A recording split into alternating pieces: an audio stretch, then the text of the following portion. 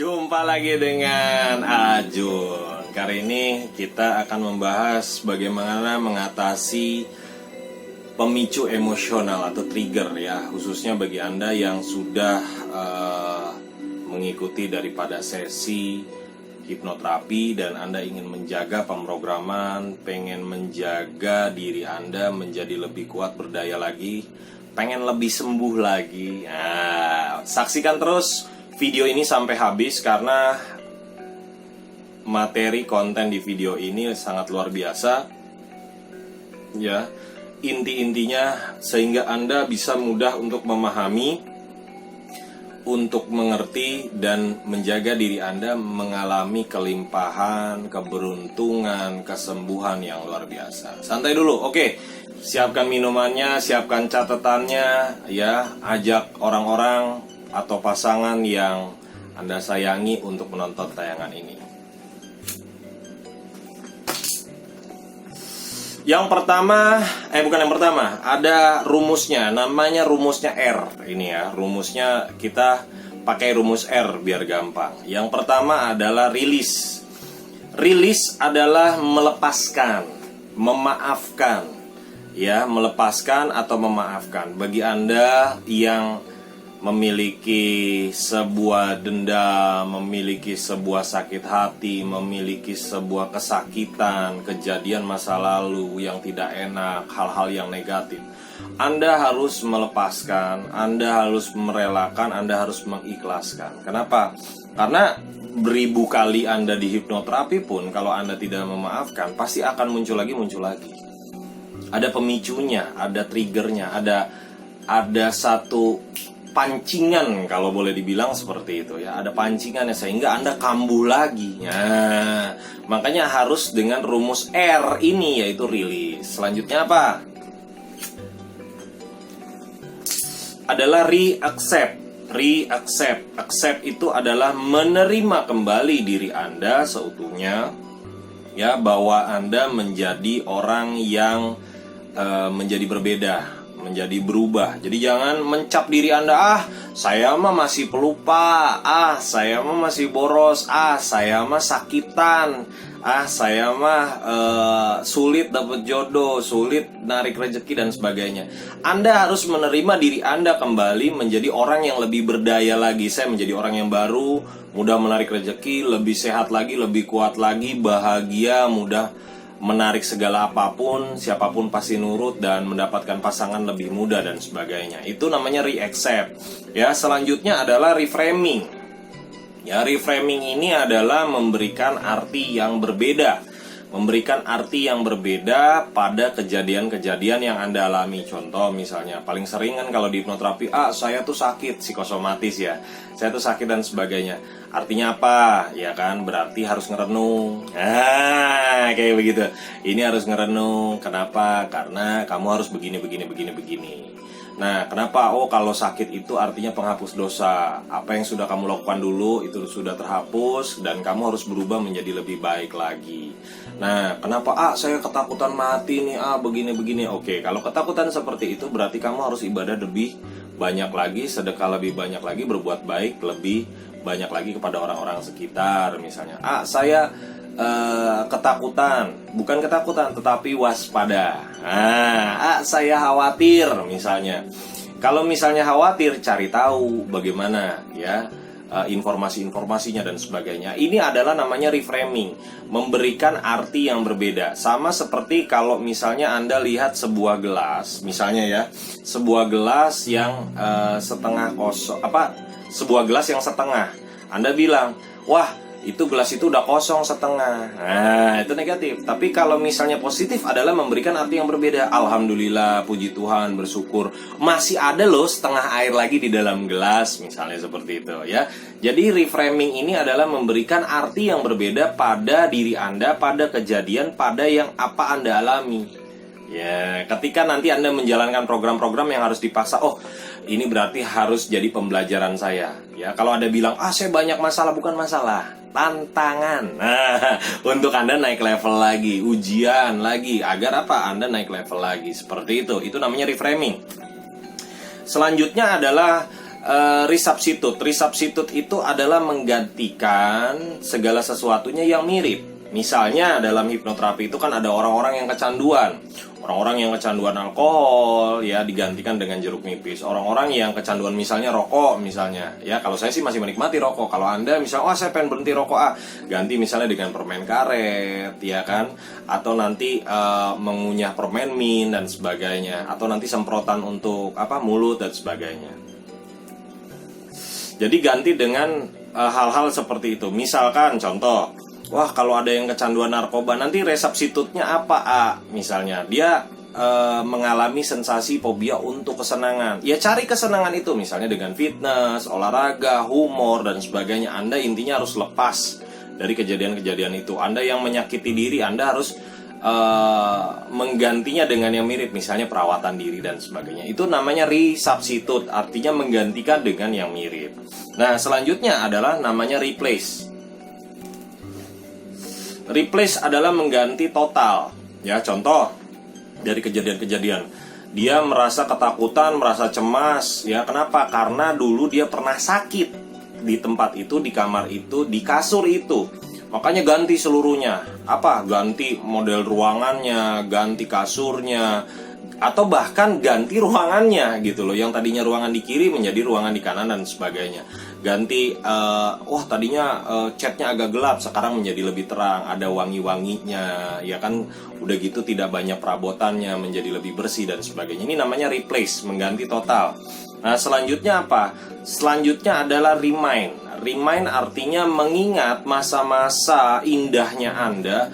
Gila, gue dulu pernah bahagia loh, gue dulu pernah omset begini loh, gue dulu pernah dapat pacar yang cantik loh, sekarang gue harus dapat jodoh yang lebih cantik dan sebagainya. Ingat hal-hal yang paling indah, yang membuat Anda bahagia, membuat Anda ketawa lagi ya. Bukan caranya, tapi hasilnya itu ingat. Dan katakan di dalam diri Anda, saya bisa lebih baik dari kemarin, saya bisa 2 kali, 3 kali lipat, bahkan 10 kali lipat lebih baik lagi. Dan katakan ke dalam diri Anda sendiri, itu namanya afirmasi. Ya, afirmasi adalah mengatakan tetapi kepada dirinya Anda sendiri. Nah, afirmasi ini biasanya yang efektif itu ketika Anda memandang sebuah cermin. Anda melihat diri Anda tatap tajam-tajam ya kan? Anda tatap tajam-tajam. Misalnya, Ajun, kamu adalah orang yang berdaya, kamu adalah sukses, kamu pernah memperoleh omset 500 juta. Wah, kamu pernah berbicara menjadi 5.000 orang, 50.000 orang, 100.000 orang dan sebagainya. Jadi, Anda lihat cermin, katakan ke dalam diri Anda, ya, lihat mata Anda di situ dan katakan hal-hal yang indah tentang diri Anda sendiri. Ya kan, saya bisa lebih baik dan sebagainya. Itulah afirmasi. Makanya kalau misalnya Anda ke mall ya, Anda ke mall atau ke tempat tertentu atau kantor misalnya, ada karyawan, staff atau sales yang berbicara sendiri ke kaca, itu namanya afirmasi. Ya, makanya seperti orang gila gitu kan, yang saya banyak dibilang disebut konsepnya gila dan sebagainya. Ya itulah seperti itu gitu loh. Ya, berkata kepada diri sendiri, karena kita untuk melihat diri sendiri adalah dengan bercermin atau misalkan Anda rekam. Ya, Anda rekam diri Anda sendiri seolah-olah Anda berbicara kepada diri sendiri. Ajun, ya kamu tuh adalah begini. Rekam. Jadi nanti setiap Anda jatuh, setiap Anda berubah, setiap Anda negatif, mau melakukan hal negatif lagi dan segala macam, lihat video itu gitu loh. Lihat kenangan-kenangan indah itu dan Anda harus ulangi, hasilnya menjadi lebih baik. Itu namanya daripada remind. Ya, mengingatkan. Nah, recall ini adalah memanggil kembali. Memanggil kembali itu adalah ingat dulu gimana sih? Oh, dulu saya biasanya mandi pagi.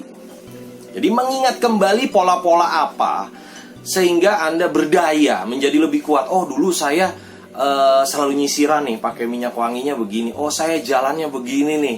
Saya semangat nih. Saya percaya diri. Saya makannya ini diatur dan sebagainya. Banyak minum air putih dan sebagainya. Sehingga Anda mengingat kembali pola-pola Anda dan diperbaiki lagi. Jadi mengulangi pola-pola yang positif Anda pada masa lalu Anda ketika Anda lebih kuat, lebih berdaya, lebih sehat, lebih bugar dan sebagainya. Ya, Anda melakukan lagi. Tapi tentunya disesuaikan dengan diri Anda sendiri. Misalkan contoh, saya dulu lari sampai 10 kilo itu cepet banget. Ya karena mungkin usia Anda sudah bertambah.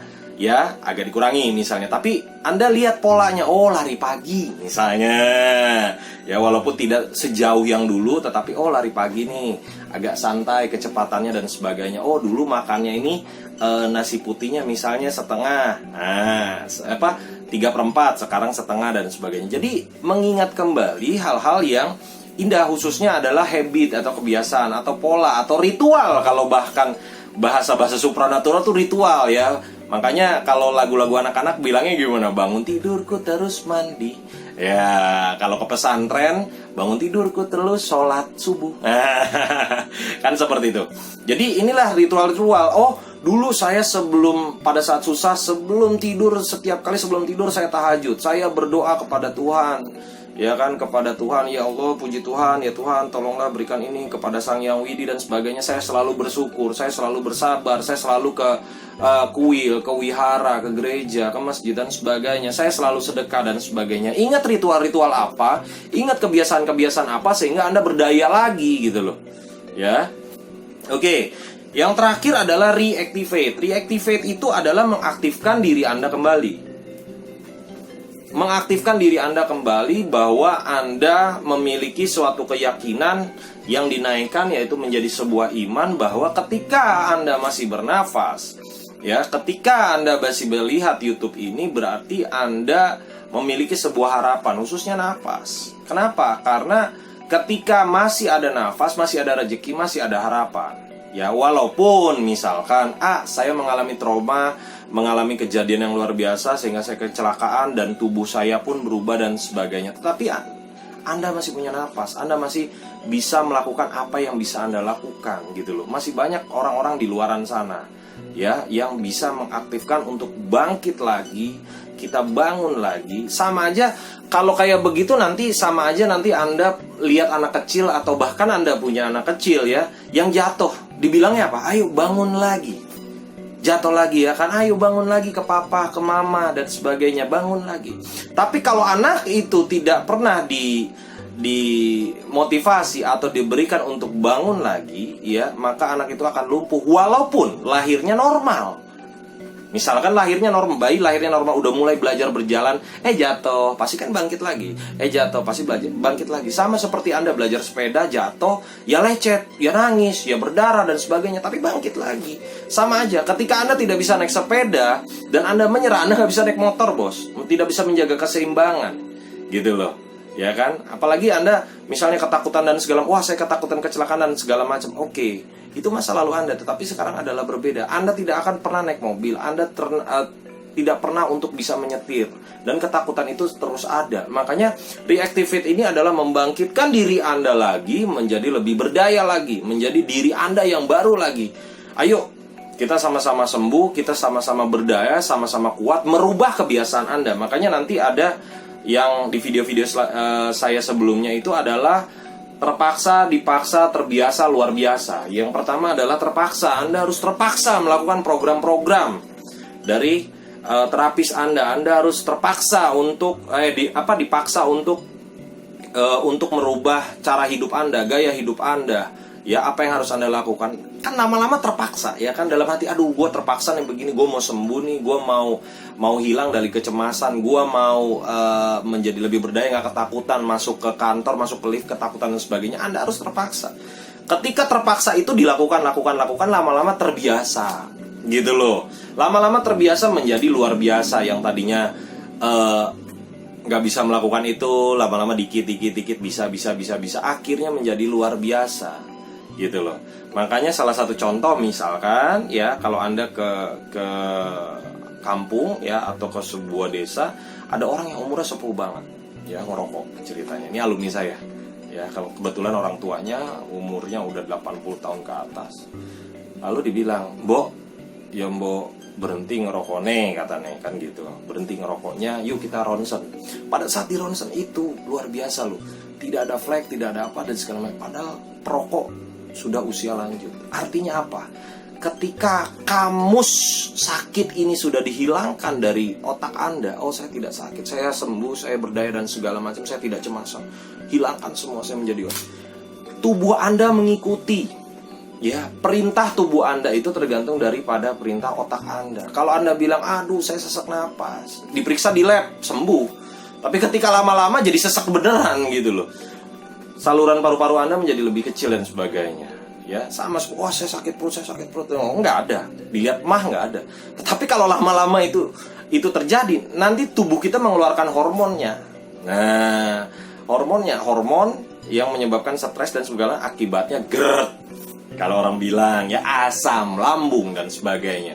Makanya mulai sekarang reactivate, bangkit lagi menjadi orang yang lebih baru, menjadi kekuatan baru ya, yang ibadahnya mulai ditingkatkan, perubahan sikap menjadi luar biasa, ritualnya, kebiasaannya rubah lagi menjadi lebih berdaya lagi.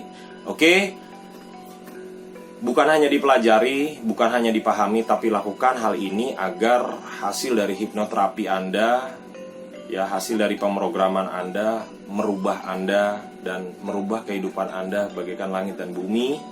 Dan saya sumpahin Anda sehat terus menerus, panjang usia, kelimpahan, keberuntungan, kebarokahan, dan terus ada orang-orang yang baik menyelimuti Anda. Oke, salam gila, luar biasa, sembuh, total, sehat, kuat, berdaya. Yes!